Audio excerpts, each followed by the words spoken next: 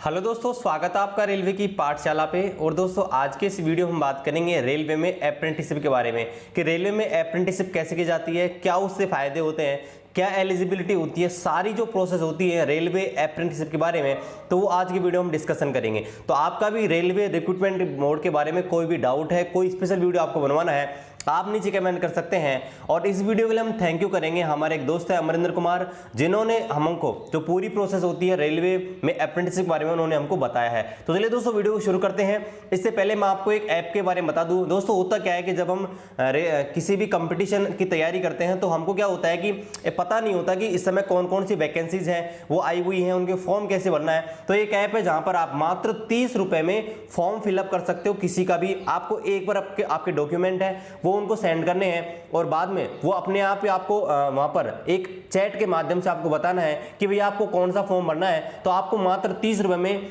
All India किसी भी vacancy है उनका फॉर्म भर सकते हैं। बाकी अधिक जानकारी के लिए आप इस वीडियो को एंड में मैं आपको पूरी प्रोसेस बता दूंगा उस ऐप के बारे में, तो वीडियो को एंड तक जरूर देखिएगा। तो चलिए शुरू करते हैं आज के इस वीडियो को। तो चलिए सबसे पहले बात करते हैं कि भाई अप्रेंटिसशिप होती क्या है। तो देखिए हम कॉलेज में पढ़ते हैं, स्कूल में पढ़ते हैं, तो वो होता है आपका एक किताबी ज्ञान, ठीक है, थ्योरी वाला ज्ञान।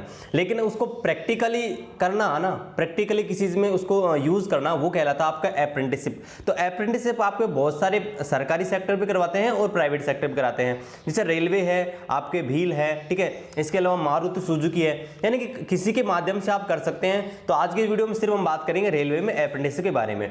तो सर सबसे पहले बात करते हैं कि इसकी एलिजिबिलिटी क्या होती है, मतलब कि कौन फॉर्म भर सकता है इस रेलवे में अप्रेंटिसशिप के लिए। तो मैं आपको बता दूं, जो भी स्टूडेंट जिसने 10th पास कर रखी है प्लस आईटीआई कर रखी है, किसी भी आपके जो भी आईटीआई के जो भी आपके फील्ड होते हैं किसी भी ट्रेड में आपने अगर आईटीआई कर रखी है एनसीवीटी से, तो आप इसके लिए एलिजिबल हो, ठीक है। लेकिन आपको एक चीज ध्यान रखनी है, अगर आपने आईटीआई कंप्लीट की है तो ही आप फॉर्म भर सकते हो। मान लीजिए आपका 3rd सेमेस्टर चल रहा है, 4th सेमेस्टर चल रहा है, तो आप फॉर्म नहीं भर सकते। आप तभी भर सकते हो जब आपकी आईटीआई है बिल्कुल क्लियर हो चुकी है। इसके बाद हम बात करते हैं कि सर इसके लिए जो एज है वो कितनी होनी चाहिए। तो अगर आप रेलवे में अप्रेंटिसशिप करना चाहते हैं तो आपकी जो एज है 15 से और 24 वर्ष के बीच होनी चाहिए। इसमें जो आपके जो एससी और एसटी के जो कैंडिडेट होते हैं उनको 5 साल की छूट दी जाती है अपर एज में। इसके अलावा ओबीसी होती है उनको 3 साल की छूट दी जाती है। इसके अलावा पीडब्ल्यूडी होते हैं और एक्स सर्विसमैन होती हैं, उनको यहाँ पर 10 साल की अलग से जो एज होती है एज रिलैक्सेशन दिया जाता है। इसके बाद हम बात करते हैं कि यहाँ पर कि मेडिकल फिटनेस के बारे में क्या चीजें हैं। तो देखिए अगर आप रेलवे में अप्रेंटिसशिप करना चाहते हैं तो जब आप अप्रेंटिसशिप के लिए फॉर्म अप्लाई करते हो तो आपको मेडिकल स्टैंडर्ड है वो नहीं पूछा था, लेकिन आपको मेडिकल फिट आपको बताना होता है कि भाई मैं पूरी तरह मेडिकल में फिट हूं, मेरे शरीर में ऐसी कोई भी विकार नहीं है ना। तो आपको ये प्रूफ करना पड़ेगा कि भाई मेरा जो मेडिकल है, तो आपको यहाँ पर प्रूफ करना पड़ेगा कि मेरा जो मेडिकल है बिल्कुल फिट हूँ। तो आपको किसी भी जो रजिस्टर्ड डॉक्टर है उससे यहाँ पर सर्टिफिकेट आपको बनवाना पड़ेगा और आपको बताना पड़ेगा कि भाई मैं पूरी तरह स्वस्थ हूँ, मेरे शरीर में किसी प्रकार का कोई विकार नहीं है, कोई कमी नहीं है, ठीक है। इसके बाद हम बात करते हैं कि भाई इसकी जो प्रोसेस होती है, ठीक है, वो कैसे होती है, यानी कि आपके रेलवे में अप्रेंटिसशिप होता है उसको फॉर्म कैसे भरा जाता है, कब उसका नोटिफिकेशन निकलता है और कैसे कैसे निकलता है। तो देखिए रेलवे का जो नोटिफिकेशन निकलता है ना अप्रेंटिसशिप का, वो आपके 16 आरआरसी बनाए गए हैं, रेलवे रिक्रूटमेंट सेल। तो जो आपका अप्रेंटिसशिप होती है वो आरआरसी के माध्यम से होती है। अब देखिए इसके फॉर्म कब निकलते हैं, वैसे इनकी कोई डेट फिक्स नहीं होती है, लेकिन आपको मैं इतना बता दूं इसका नोटिफिकेशन है वो आपको आरआरसी की वेबसाइट पे मिल जाएगा। अलग अलग आरआरसी हैं वो निकालती रहती हैं। इसके अलावा बहुत सारी प्राइवेट वेबसाइट है, जैसे कि आपकी सरकारी रिजल्ट है, ठीक है, ऐसे बहुत सारी वेबसाइट है वो आपको इनके बारे में अपडेट करती रहती है कि भाई इस बोर्ड से इस जोन से आपके अप्रेंटिसशिप के लिए फॉर्म निकले हैं तो आप इसके लिए अप्लाई कर सकते हो। चलिए अब इसके बाद बात करते हैं भाई सिलेक्शन प्रोसेस है वो कैसे किया जाता है ना, कि भाई सिलेक्शन कैसे होगा। तो देखिए पहली बात तो आपको फॉर्म भर लेना है, ठीक है, जब भी नोटिफिकेशन निकले तो यहाँ पर फॉर्म भर लेना है। फॉर्म की जो फीस होती है वो आपके 100 रुपये चार्ज लगती है, लेकिन अगर आप एससी के हैं, एसटी के हैं और फीमेल हैं और विकलांग है, दिव्यांग है, तो वो आपके लिए फ्री होता है, फ्री ऑफ कॉस्ट आप फॉर्म भर सकते हो। इसके बाद बात करते हैं सिलेक्शन कैसे होता है। तो सिलेक्शन आपकी 10th की जो परसेंटेज होती है वो, इसके अलावा आईटीआई जो परसेंटेज होती है वो, दोनों का एवरेज निकालकर आपके एक मेरिट बनती है और उसी मेरिट के आधार पर आपका सिलेक्शन होता है। मान लीजिए आपके जो 10th है उसकी जो परसेंटेज है वो आपके 80 है ना, तो उसका आधा मार्क्स यानी कि 40 और मान लीजिए आपकी जो IITM परसेंटेज है वो आपकी 90 है तो उसका था 45, तो 40 + 45 यानी कि 85 आपके मार्क्स बनते हैं। इस प्रकार से इसके आधार पर जो कट ऑफ है वो बनती है और फिर उनका सिलेक्शन है जो प्रोसेस किया जाता है। चलिए इसके बाद बात करते हैं कि मान लीजिए दो ऐसे कैंडिडेट हैं जिनके मार्क्स समान है तो उसको किसमें वरीयता मिलेगी। तो सीधी सी बात है, जो इस स्थिति में उस कैंडिडेट को वरीयता मिलेगी जिसकी एज ज्यादा हो या जिसने मैट्रिकुलेशन यानी कि 10th और IIT पहले कर रखी हो। रेलवे सीधी सी बात है उनको यहाँ पर पहले प्राथमिकता देता है। चलिए इसके बाद हम बात करते हैं कि भाई मान लीजिए सिलेक्शन हो जाता है तो उसमें कितने कैंडिडेट को लिया जाता है। अब देखिए जिन भी कैंडिडेट का यहाँ पर जो रेलवे में अप्रेंटिसशिप के लिए सिलेक्शन हो जाता है ना तो वहाँ पर DV के लिए 1.5 गुना, मान लीजिए कि 1000 भर्ती निकली हुई है अप्रेंटिसशिप करने के लिए तो 1500 कैंडिडेट है उनको यहाँ पर DV के लिए बुलाया जाएगा। ठीक है, DV के लिए बुलाया जाता है। इसके बाद यहाँ पर क्या होता है, यहाँ पर आपको एक चीज पता होनी चाहिए कि जब यहाँ पर रेलवे में जब आपका अप्रेंटिसशिप के लिए प्योरली सिलेक्शन हो जाता है उसके बाद क्या क्या होता है। तो देखिए उसके बाद आपकी 1 साल के लिए अप्रेंटिसशिप होती है। क्या होती है, आपका जो पूरा टाइम होता है, टाइम पीरियड होता है ट्रेनिंग का, वो 1 साल के लिए होता है और उस RRC जोन में कहीं भी आपको ट्रेनिंग दी जा सकती है। कोई निश्चित क्राइटेरिया नहीं होता कि भी आपको यहाँ दी जाएगी, यानी कि जो RRC होता है उसके ऊपर डिपेंड होती है कि भाई आपको किस डिवीजन के अंदर जो अप्रेंटिसशिप के लिए आपको एक सेंटर दिया जाएगा जहाँ पर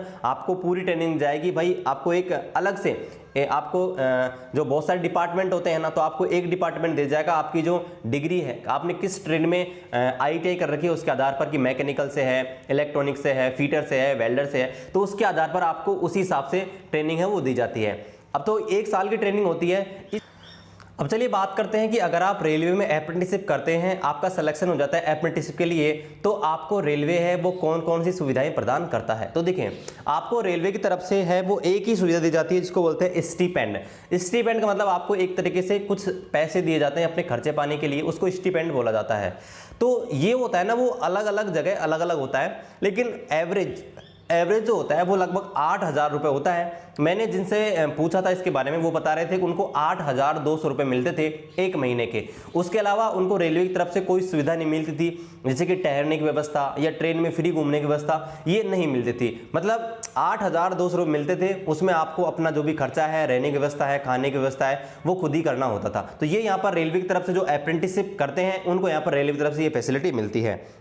अब चलिए बात करते हैं अगर आप रेलवे में अप्रेंटिसशिप पूरी कर लेते हैं तो इससे आपको क्या बेनिफिट है। तो देखिए अगर आप रेलवे में अप्रेंटिसशिप करते होंगे तो आपको एक बात पता होगी कि रेलवे के जो मंत्री हैं, रेलवे मंत्री पीयूष गोयल, उन्होंने जब इलेक्शन के टाइम पे घोषणा की थी कि भाई रेलवे में आपसे जो भी वैकेंसी आएंगी ग्रुप डी के अंदर, उनमें आपको 20% जो सीटें हैं वो स्पेशली रिजर्व हैं अप्रेंटिसशिप के लिए, है ना। यानी कि मान लो 1 लाख वैकेंसीज हैं 2019 वाले वैकेंसी में, तो सीधी सी बात है उनका 20% यानी कि 20,000 वैकेंसी सीधी अप्रेंटिसशिप वालों की है। यानी कि उनमें सामान्य कैंडिडेट है वो यहाँ पर फाइट नहीं कर सकता, फॉर्म ही नहीं भर सकता, सिर्फ अप्रेंटिसशिप वाला ही भर सकता है। और आपने देखा होगा वर्ष 2018 वाली जो वैकेंसी थी उसमें भी आपके जो वैकेंसी थी टोटल 62,907, तो उसमें आपने देखा होगा उसमें 20% सीटें थी। यानी कि उनमें लगभग आपके 12-13,000 वैकेंसीज थी।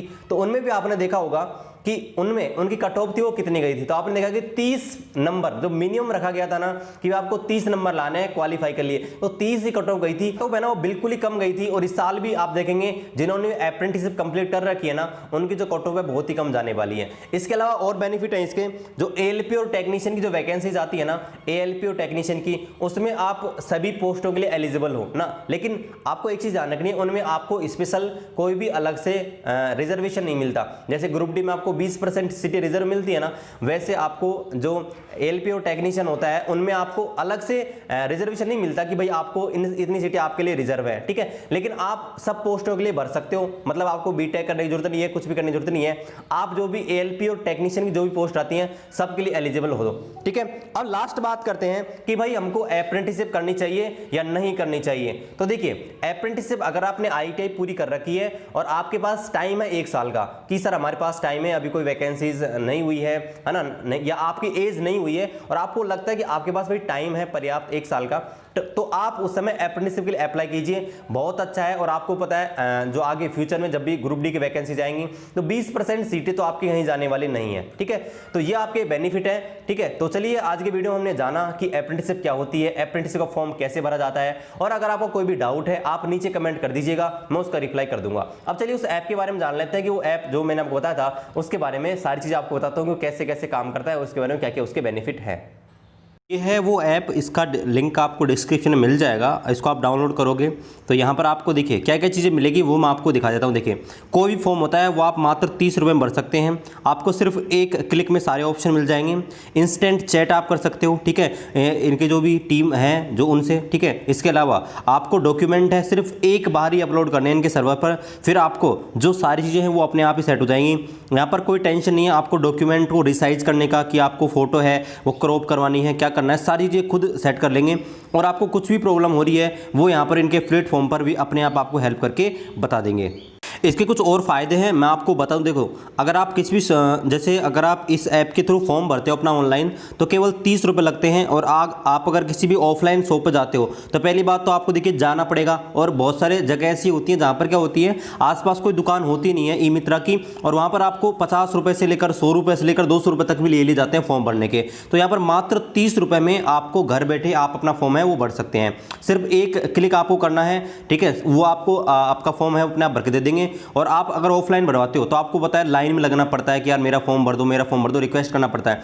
या आपको डॉक्यूमेंट है सिर्फ एक बार आपका अपलोड करना है। जबकि यहाँ पर आपको मार्केट में जाते हो तो आपको जब भी फॉर्म भरने जाते हो तो आपका जो डॉक्यूमेंट है आपको बार बार देना पड़ता है। अन्य फायदे इसके आपको तुरंत ही हेल्प सहायता मिल जाएगी कॉल के माध्यम से, चैट के माध्यम से। इसके अलावा एक और फैसिलिटी है कि आपको सिर्फ ये दिखाना है कि ऑनलाइन पे आपको कौन सा फॉर्म भरना है, ये आपका फॉर्म है वो खुद ही भर के दे देंगे। अगला, डॉक्यूमेंट की आकृति आपको चेंज करनी नहीं है कि उसको रिसाइजिंग करना है, उसको किस फॉर्मेट में चेंज करना है, वो खुद ही अपने आप ही चेंज कर लेंगे। और एडमिट कार्ड है और रिजल्ट जिस वैकेंसी का आपने भरा है उसका अगर एडमिट कार्ड रिजल्ट आएगा ना आपको वो नोटिफिकेशन कर देंगे, आपको बता देंगे, ठीक है। और ये आपके बहुत ही अच्छी चीज़ है, बहुत अच्छा प्लेटफॉर्म है जिससे आप अपना समय है, धन है और भागदौड़ है इससे बच सकते हैं। तो गाइज इसको आप डाउनलोड कर लीजिए। अब मैं आपको इंटरफेस है वो दिखा देता हूँ इस ऐप का कैसा रहेगा। तो इसका इंटरफेस कुछ इस प्रकार से रहेगा। यहाँ पर आपको होम पेज पे देखिए आपको दिखा देगा कि भाई आपको किस चीज़ का फॉर्म भरना है। जैसे मान लीजिए यहाँ पर मैं कॉम्पिटिटिव फील्ड की बात कर दूँ, यहाँ पर देखिए आप यहाँ पर सर्च कर सकते हैं कि भाई वर्तमान में कौन कौन सी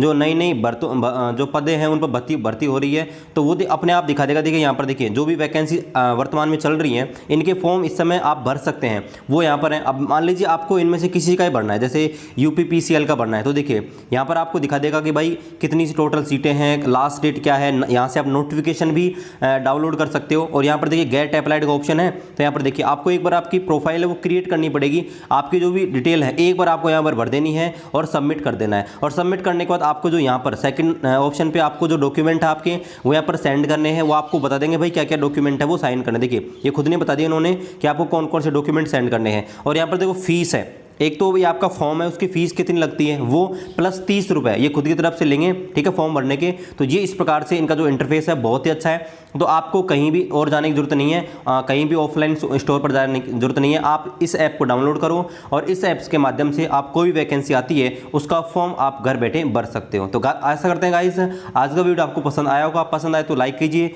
चैनल को सब्सक्राइब कर दीजिए और वीडियो को अपने दोस्तों के साथ शेयर कर दीजिए। चलिए मिलते हैं आपसे अगले वीडियो में, तब तक जय हिंद जय भारत।